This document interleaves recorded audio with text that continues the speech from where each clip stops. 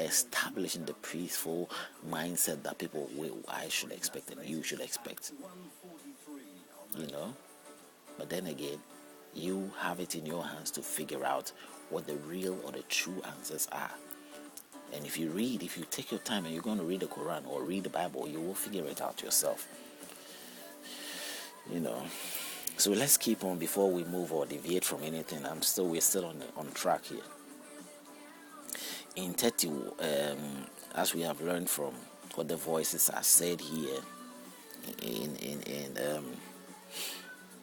Deuteronomy of what do you call it, 13. Jehovah wants you to say, if you come back to him, no problems. Now, I've explained to you that all those things really don't make the real solid sense that we require. 31, Joshua, the new leader of Israel, an appointed leader was Joshua that had to come after. He was being groomed by who? Moses, to take over, because Moses was assured that he was going to die somewhere along the line. Yeah. Do not reach the promised land. Now in 32, we've already talked about it. It reveals the songs of Moses, where it is being revealed here how God is revealing in these words through the lips of Moses that he bought the Jewish people. He bought them.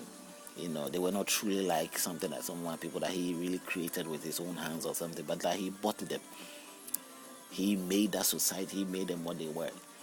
So he has adapted them. Now, where did the Jews come from then? For a spirit to take over their life. So Jews are just fortunate. If I will use the word fortunate, I don't know what is fortunate about it, but somehow to find a God, a living spirit that has been with them, punished them, loved them, blessed them at the same time. And now they've shared it with the whole world.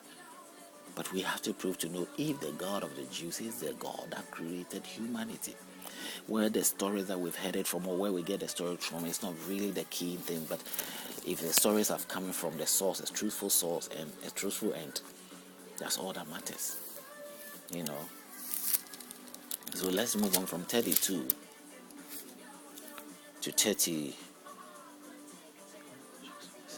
No, from 32, somewhere in 51 of 32, it says, because you trespassed against me among the children of Israel at the waters of Meribah, Kadesh, in the wilderness of Zin, because you did not hallow me in the midst of the children of Israel, yet you shall see the land before you, though you shall not go there into the land which I am giving to the children of Israel. Though you shall not go there, yet you shall see the land before you. This is where he was telling Moses, not to be able to, preventing him from being able to go to that Canaan, the promised land. He will see it, but he will not go there, because he did what? He did not hallow God before the children of Israel, and so he prevented Moses from going to the land, the promised land. That all this time Moses was supposed to see that promised land, just like Abraham did not see the promise that was made to him. Maybe he saw something, but not entirely. Something to do with the sand, many generations that will come out from him. He saw a little, but not much. He died. He had only one son, I think, from the promised seed. That is what is coming along, his true wife, Isaac. Let's move on to 33. It talks about Moses' final blessing on Israel. And then when we move on to 34, it says Moses dies on Mount Nebo. Moses would die on Mount Nebo. This is where I told you that Moses could not have written the book of Deuteronomy. As they say, it's a book of Moses. The book does not suggest that Moses really wrote it.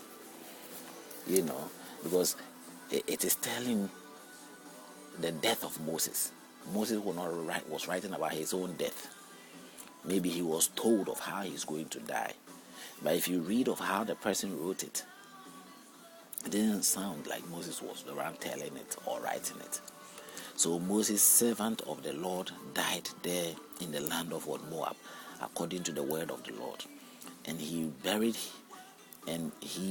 him in the valley in the land of Moab, opposite Bath Poor, but no one knows his grave to this day. Moses was 120 years old when he died. His eyes were not dim, nor his natural vigor diminished. 10. But since then there was not arisen in Israel a prophet like Moses, whom the Lord knew face to face. In all the signs and the wonders which the Lord sent him to do in the land of Egypt, before Pharaoh, before all his servants, and in all his land, and by all that mighty power and all the great terror which Moses performed in the sight of all Israel. He was a great person from the book, but he couldn't have written about his own death. He was told that that's how he is going to die. He was told that this is how he was going to die.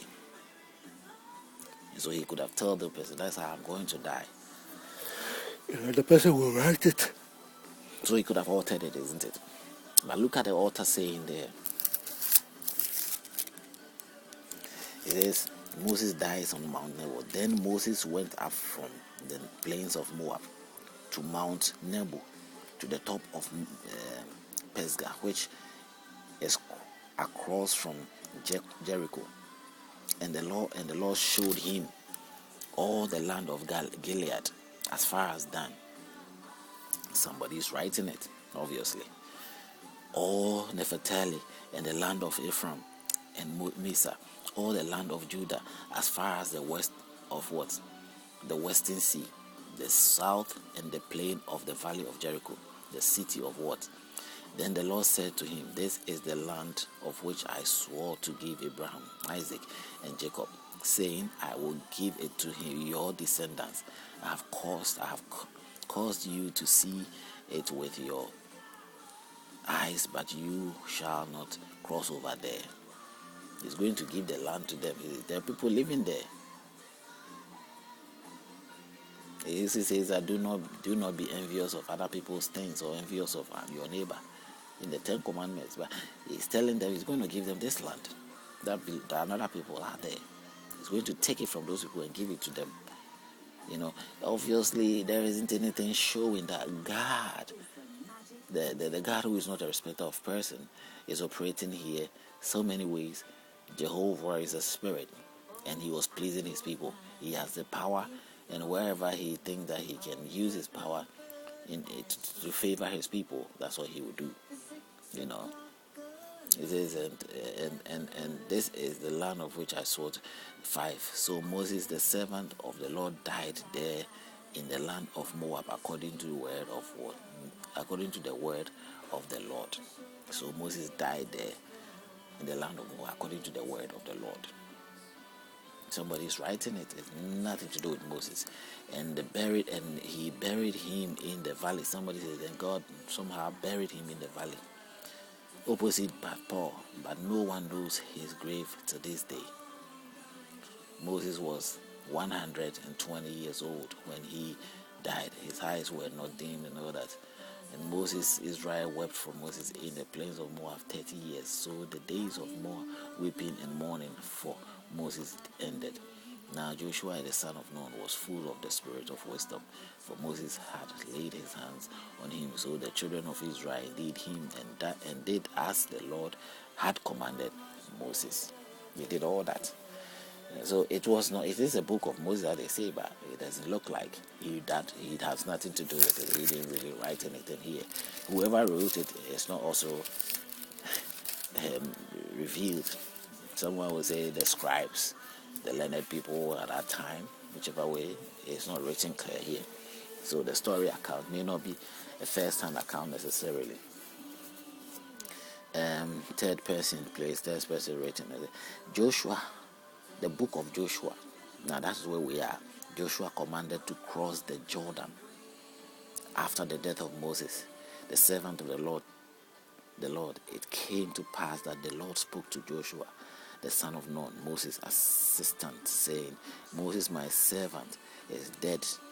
Now therefore arise, go over this Jordan, you and all these people,